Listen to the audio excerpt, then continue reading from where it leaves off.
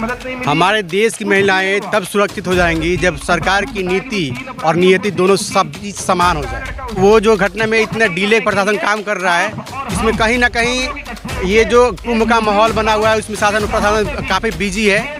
और वहाँ पे जो भगदड़ हुआ उसमें भी काफ़ी प्रशासन की नाकामियों को भी देखा गया है। बहुत सारे लोग मरे हैं और वहाँ पे तो लाशों को लेने के लिए पुलिस भी नहीं देने जा रही है। बहुत ही बड़े मुद्दे पे बात की जा रही है। आज अयोध्या में जिस तरह का नृशंस अपराध किया गया है और महिला के साथ ही इस तरह का अपराध किया जा रहा है, क्या हमारे देश में कब सुरक्षित होंगी महिला?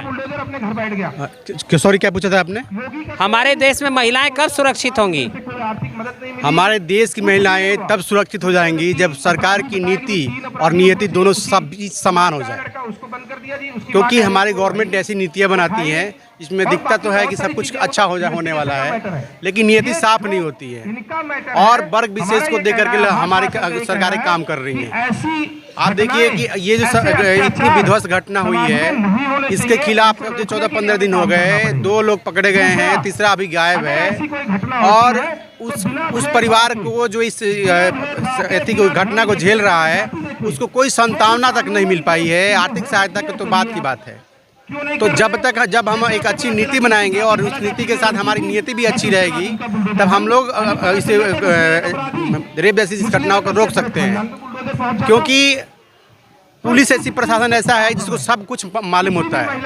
वो आप ये कह लीजिए वो आलस करता है या काम कर नहीं पाता है सही से, इसीलिए कोई भी घटना होती है, चाहे रेप की घटना हो, चाहे मर्डर की घटना हो, चाहे चोरी की घटना हो, क्योंकि उसके पुलिस के और प्रशासन के मुख भी हर समाज में हर जगह फैले होते हैं। तो अगर अपना शासन, प्रशासन और पुलिस विभाग अगर सही से अपना मूड बना ले कि इस घटना को हमें रोकना है तो इसको रोक सकती है। बस नीति और नियति दोनों में सही से काम करना पड़ेगा। तो अयोध्या से जुड़ा हुआ मामला है और अयोध्या में जो है मतलब श्री कृष्ण का इलाका माना जाता है और नगरी है योगी जी की। तो योगी जी जिस तरह से लगातार बात करते हैं लॉ एंड ऑर्डर पे कि हमने नकेल कसा है, तो ये मतलब इसमें कितनी सत्यता है?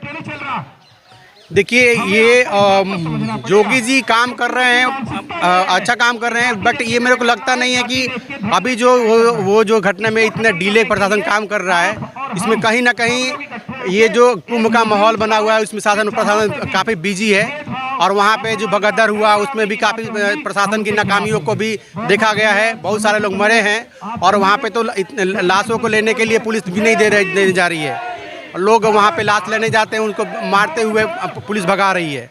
तो इस सब चीज़ों को देख करके हमारी जनता को से आह्वान करता हूँ कि एक बार पूरी देश की जनता को सोचना पड़ेगा कि हमने किस तरह की सरकार को चुनना है और उसको चुना है तो उसको मॉडिफाई करने की ज़रूरत है। अपने जो उनकी सोच है उनको सरकार को भी ज्ञापन देने की हर जगह ज़रूरत है कि आप सही नहीं कर रहे हो, गलत कर रहे हो, आपको और भी सख्त कार्रवाई करने की ज़रूरत है। तो क्या मॉडिफिकेशन होनी चाहिए? हमारे चैनल से आप क्या संदेश देंगे?